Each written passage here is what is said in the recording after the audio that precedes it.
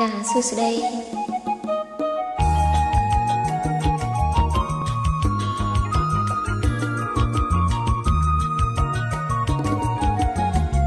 ចំការទុរែនសែនអ្នកតាភ្នំអើយ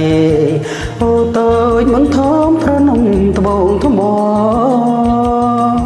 អាបាត់នំយ៉ាទឹកធ្លាក់ឈូឈូវាលព្រាមគេសូមនំបោយីខាក្រុងតែបនេះមិនដួងចិត្តបៃលិនអើយបងពេញចៅចិនក្រពេញពណ៌សុភីយើងរត់ចៅស្រុកមកសងវាស្នាមានតាបៃតាលែងរួមរាក់ទាំងបាយលិននាងហើយជាកណាយជីវិតតោមយើងសងចិនមកអូតាប្រាំង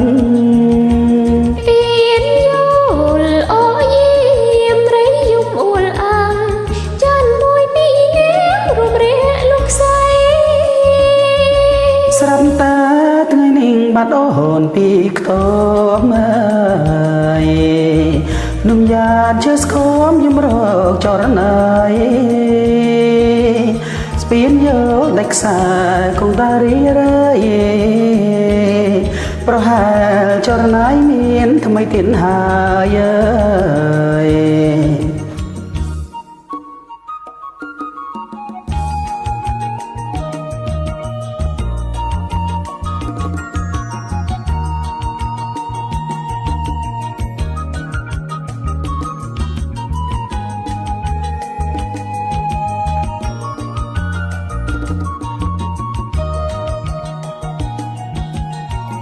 បាយលិន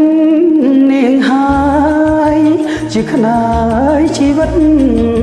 តោមយើងសងចិនមកអូតាប្រាំងស្ពានយល់អោយាមរៃយំអ៊ូលអា